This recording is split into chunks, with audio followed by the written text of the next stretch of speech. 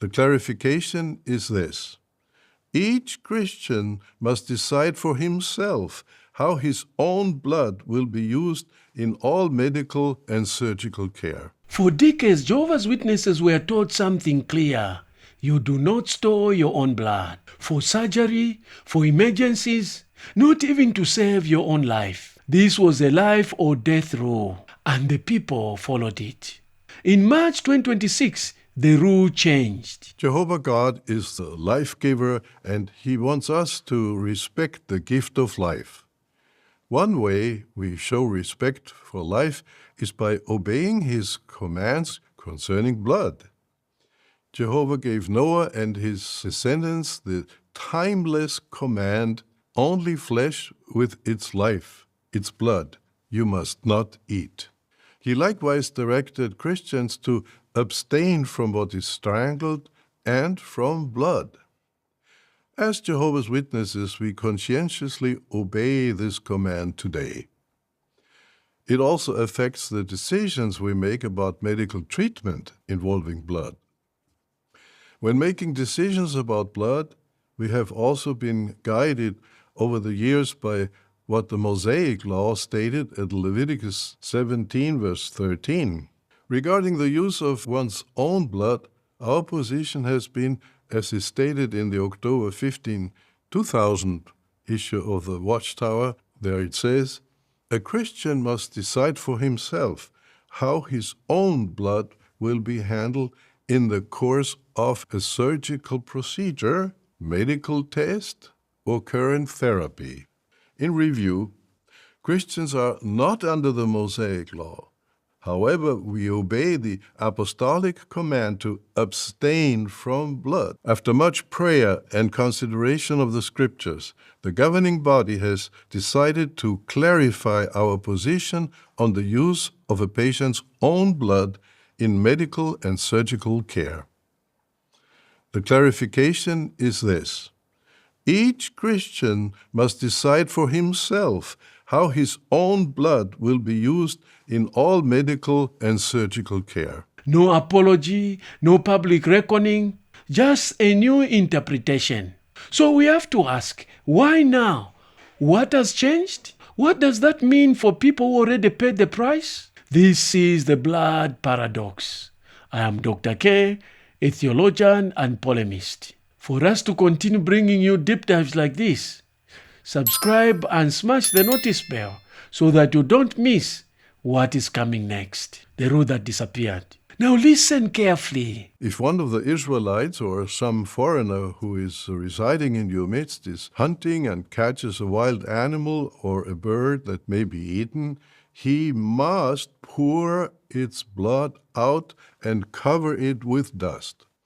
However, is that law binding on Christians? The simple answer is no. For one thing, Christians today are not under the Mosaic law. As the Apostle Paul said, as recorded at Colossians 2:13 and 14, God erased the handwritten document that consisted of decrees and was in opposition to us. He has taken it out of the way by nailing it to the torture stake. Therefore, Christians are not under the command that blood be poured out and covered with dust.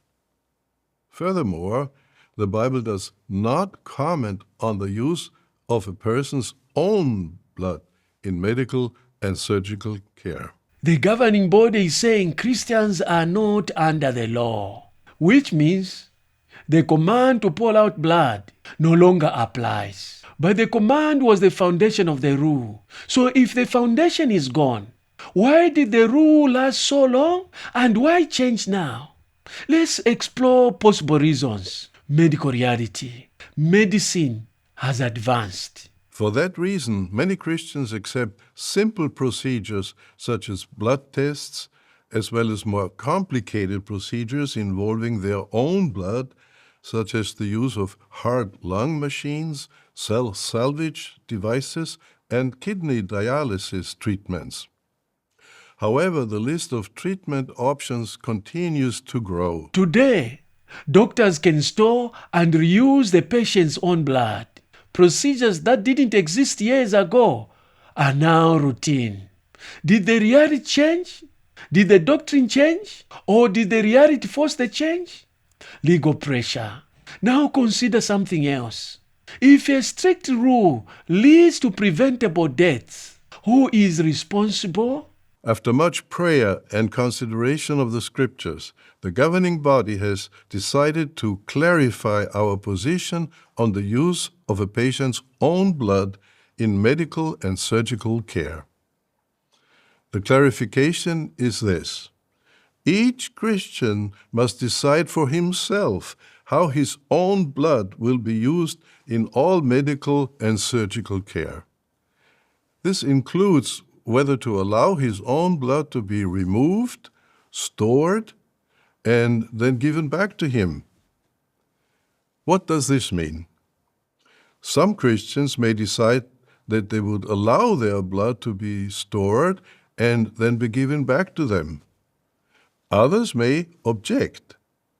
Each Christian must make his personal decision on all matters involving the use of his own blood with regard to medical or surgical care.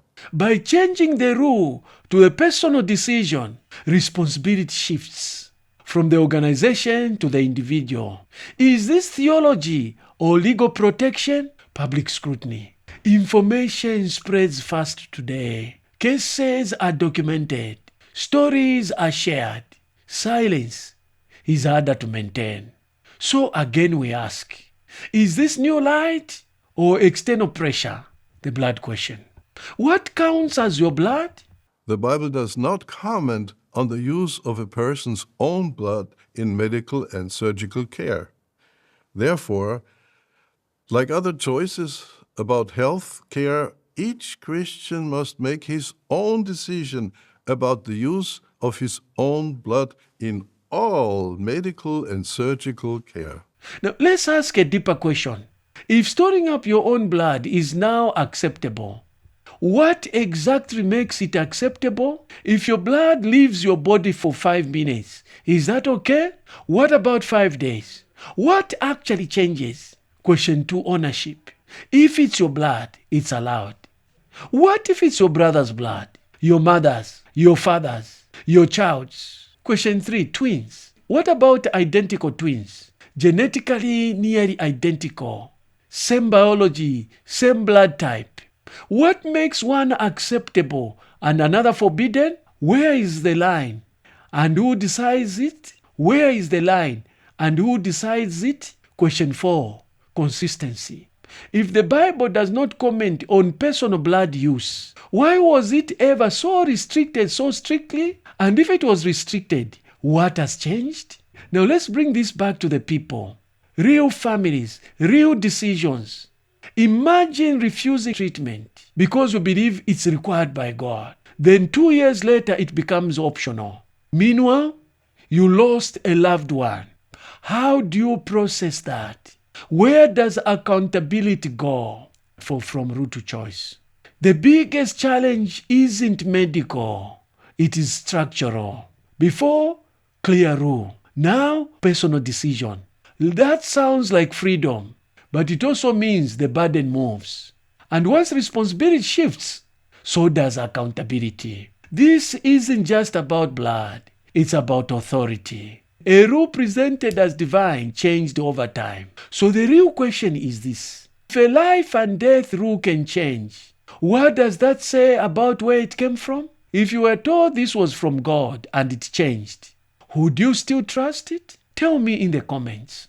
Share with somebody who needs to think about this carefully. And if this deep dive has opened your mind, like, subscribe, and smash the notice bell so that when we upload another video, you receive a notification. Also, by doing so, you are helping us dedicate needed time to bring you such deep dives. In a recent past, JW just issued another talk about why JWs should not take blood transfusion. To watch that video, click on this link.